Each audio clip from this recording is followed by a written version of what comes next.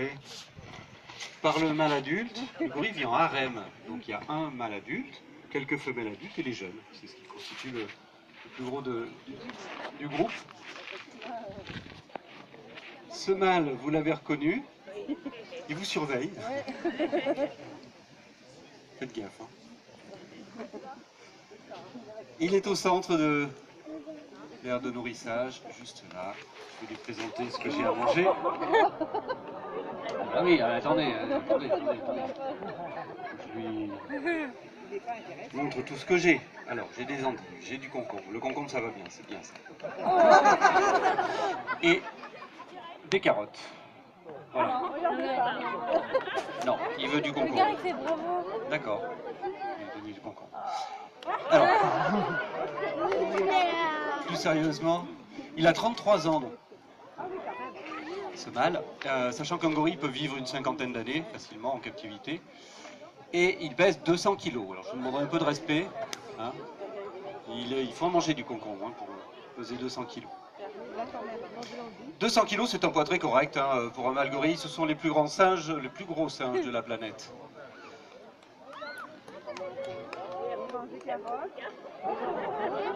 33 ans, 200 kg, on l'appelle aussi le dos argenté, c'est comme ça qu'on appelle les mâles gorilles adultes. En effet, c'est le seul qui a le dos gris, contrairement aux jeunes mâles et aux femelles. Hein, les jeunes mâles, comme ceux qui sont, les deux qui sont devant là. Là c'est deux jeunes mâles, 5 ans, 9 ans, c'est des frangins, des frères. Ce sont même les frères, les deux frères, du tout petit qui est là-bas en train de téter sa maman. Là-bas il a 1 an, 5 ans, 9 ans, pour la fratrie. C'est une femelle là-bas qui est expérimentée, hein, qui a eu plusieurs jeunes, donc je vous le disais, sur cette île. Et en fait, elle nous fait un bébé tous les 4 ans à peu près, puisque l'allaitement est assez long chez le gorille, hein, c'est environ 3 ans. Donc là, il est parti pour téter encore 2 ans, vous voyez.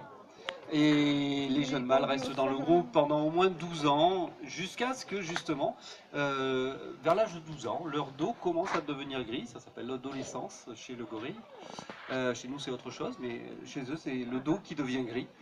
Ils deviennent aussi un petit peu, comment dire, hein, ils essayent de déstabiliser un petit peu le père, de remettre en cause leur autorité, des choses comme ça. Le père, lui, ça lui plaît pas du tout. Bizarre. Ça lui plaît pas du tout cette affaire, donc généralement dans la nature ils chassent les fils du groupe pour qu'ils aillent faire leur propre groupe un peu plus loin, avec surtout des femelles avec lesquelles ils ne sont pas apparentés. C'est surtout pour éviter la consanguinité qu'ils font ça. Les femelles quittent le groupe aussi pour ne pas faire de bébé avec leur père. Hein, donc, mais elles partent pas toutes seules, elles ne se font pas chasser. Généralement elles partent quand passe au loin un beau dos argenté qui vient soit de quitter son groupe, donc un jeune de 14 ans, 14-15 ans à peu près, c'est à cette époque-là qu'ils sont vraiment matures et qui sont capables de gérer un groupe. Donc quand ils passent au loin, elles les voient passer, elles les regardent et elles finissent par les suivre généralement. Si il est à leur goût quand même. Non mais, bah oui. Donc par exemple, cette petite femelle qui applaudit là devant, elle a 6 ans.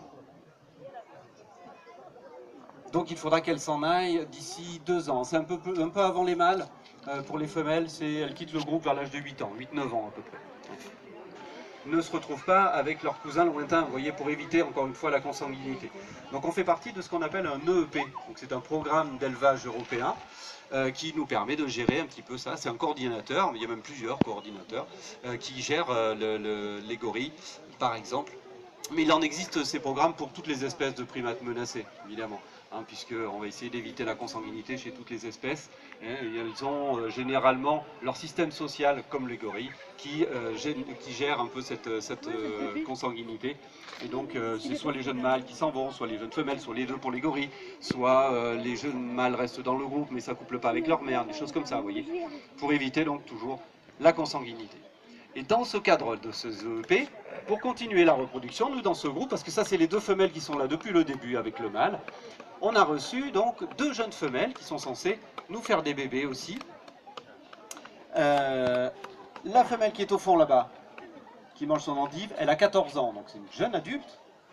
Elle est arrivée il y a 2 ans, et donc elle est déjà bien intégrée dans le groupe. Hein. Vous voyez, elle est un petit peu en retrait là-bas, parce que les deux anciennes hein, veulent garder leur place, alors elles les maintiennent, les deux, un peu en périphérie, puisqu'il y en a une autre ici à droite.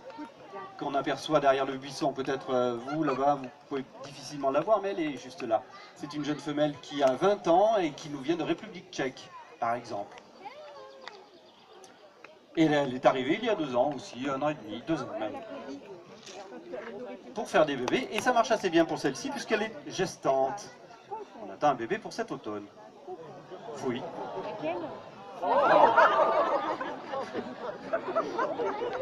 C'est pas un métier facile. Hein.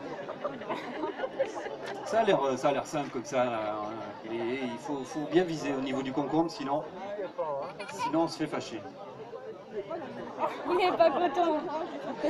D'accord, je vais faire de mon mieux. Il fait la tête. Carotte. Voilà donc un petit peu pour les présentations de ce groupe. Donc le mâle au centre, les 2 femelles qui ont eu déjà des jeunes et les 2 qui nous sont rejoints plus récemment. Ah, ça c'est bien. Oui.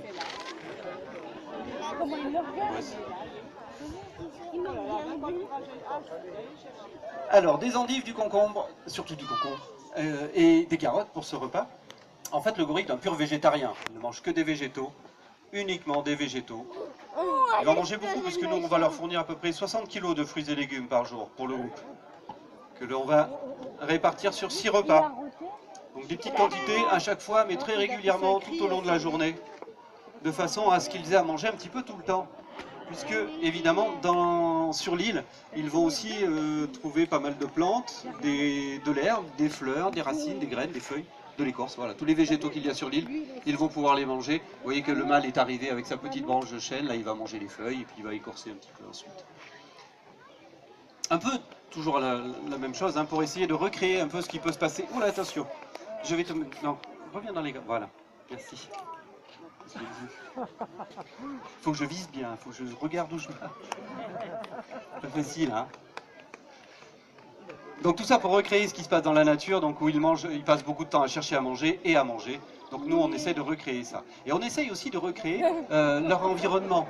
Hein, vous avez des arbres sur cette île et vous avez peut-être remarqué ici à droite, alors là-bas, je ne sais pas si vous arrivez, il y a une petite rouille là-bas. Il y a 2 petits singes là-bas sur les structures, tout le monde peut les voir. Ce sont des hocheurs à nez blanc, c'est un couple de hocheurs à nez blanc de la famille des cercopithèques, qui vivent sur l'île avec les gorilles. Je vous rappelle qu'ils ne craignent rien, hein, puisque le gorille est un pur végétarien, il n'est pas omnivore comme peut l'être le chimpanzé par exemple, qui lui va pouvoir chasser un peu de viande pour manger. Ça ne fait pas des singes carnivores non plus, hein. Je ne vais pas dire ce que j'ai pas dit, parce que là le collègue il va me crier aussi. Mais ils sont omnivores, donc effectivement ils mangent un peu de viande. Ici, pas du tout. Donc on peut mixer le gorille avec d'autres espèces. Les petits hocheurs là-bas qui eux vont vivre voilà, sur les structures ou à mi-hauteur. Le gorille est plutôt terrestre, il va rester beaucoup au sol. Et un peu plus haut, vous avez des singes noirs et blancs. Là j'en vois qu'un, mais les autres sont un petit peu derrière là-bas, il y en a au fond. Voilà, ça ce sont des colobes guéreza. Alors pourquoi ils sont dans les arbres? C'est surtout pour trouver leur alimentation. En effet, ce sont des singes qu'on dit folivores. Donc les folivores, ils vont manger des feuilles, comme les herbivores mangent de l'herbe, les folivores, bien, vont manger des feuilles. Donc ils vont rester dans les arbres. Donc, très arboricole, le colobe. Les colobes. Donc ces 3 espèces cohabitent très très bien, ils n'utilisent pas le même étage dans la forêt, et ils ne mangent pas tout à fait la même chose.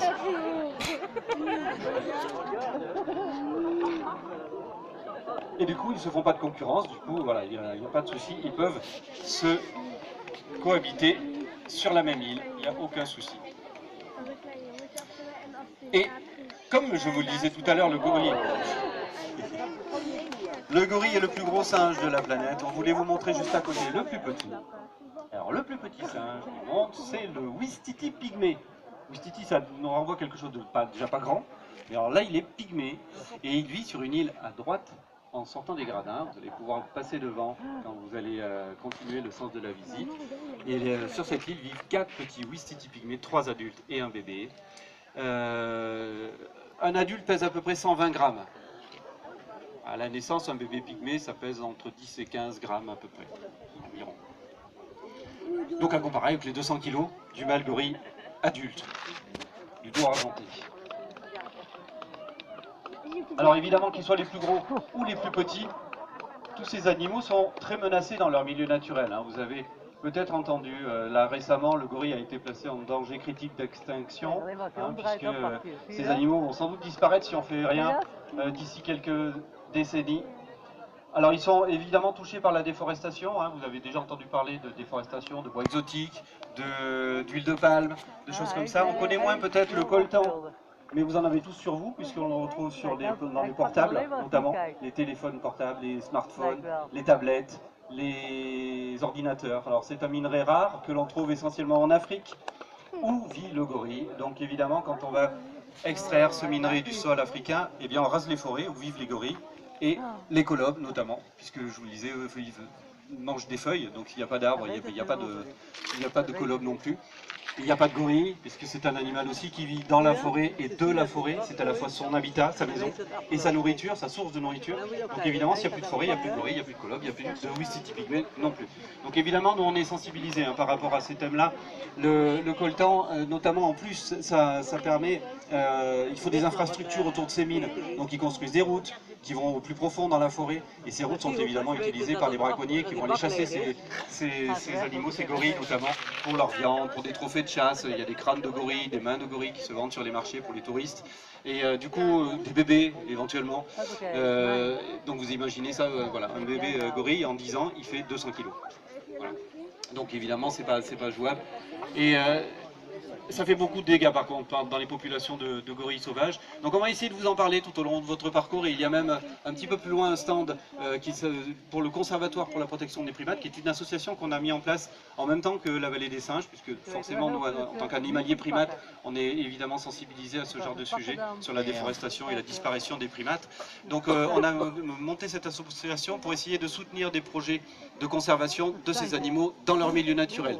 Donc n'hésitez pas à aller vous renseigner là-bas. Je pense que ça doit être ouvert, ou sinon ça va ouvrir dans l'après-midi. Donc là-bas il y a des bénévoles qui, au lieu d'aller en vacances, eh bien, ils viennent bosser avec nous pour vous parler de ce qui se passe pour ces animaux dans leur milieu naturel. Je vous remercie de votre attention. Si vous avez des questions sur les gorilles, n'hésitez pas à venir me voir. Je vais rester un peu sur la plateforme. Et sinon, n'hésitez pas à aller voir le Conservatoire pour la protection des primates un petit peu plus loin, devant le bâtiment des gorilles. Je vous remercie de votre attention et je vous souhaite une excellente après-midi.